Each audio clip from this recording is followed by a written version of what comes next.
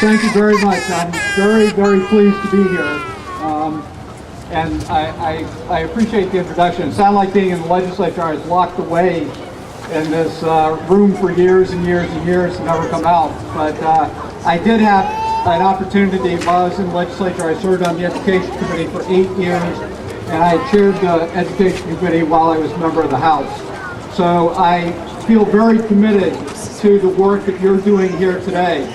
And one of the things I want to say is that the involvement of parents and the involvement of children and having these type of rallies only makes our community and only makes schools stronger. So I want to applaud,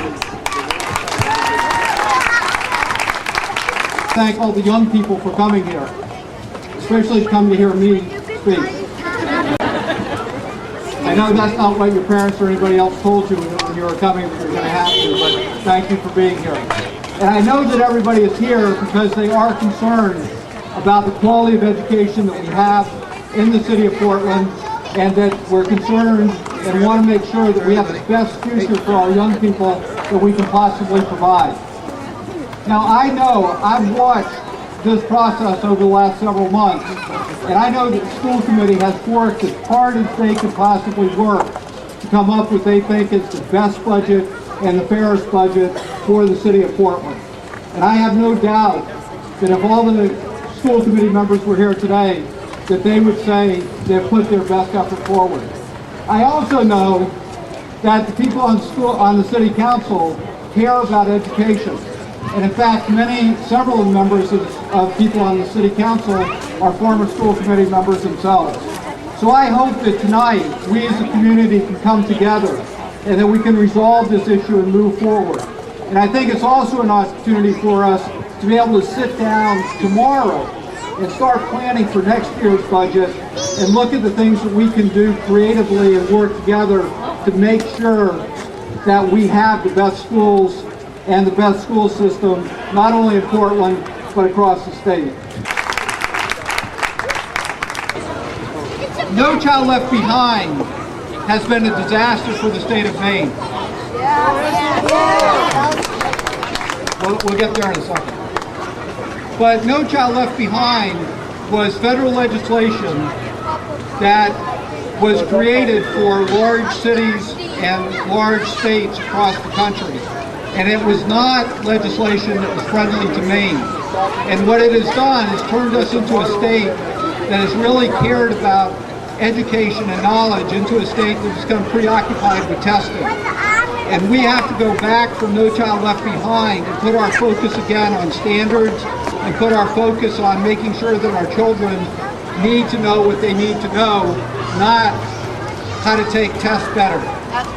And so one of the first things that we need to do is to go back and repeal No Child Left Behind.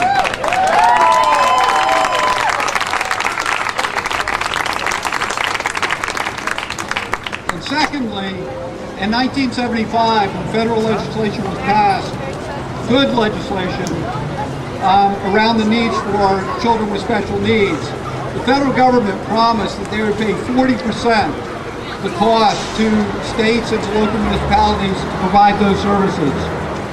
To date, they're paying between 20 and 25% of those costs. It's one of the largest and long-standing unfunded mandates that we've received from the federal government.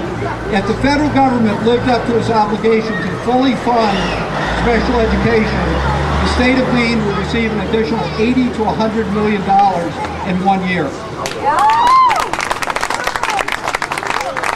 So if we simultaneously repealed No Child Left Behind and got the full commitment that we're supposed to receive from the federal government for special education, our state would be able to move forward and invest in education in the way that would be best for Maine children. I know you're getting tired of that. And lastly, and I say this from the bottom of my heart, there is few things that are more important to any community than the education of our young people and the education of our citizenry. The very basic, the democracy depends on us making sure that we have people that understand what it means to be a citizen in a democratic society. The poet Yeats said that the purpose of education is not to fill up buckets, but is to light fires. And I think tonight is the start of us lighting fires and making sure that our young people and our education system is not focused on filling up buckets, but making sure that we release the passions of all our young people who are in our school system. Thank you very much.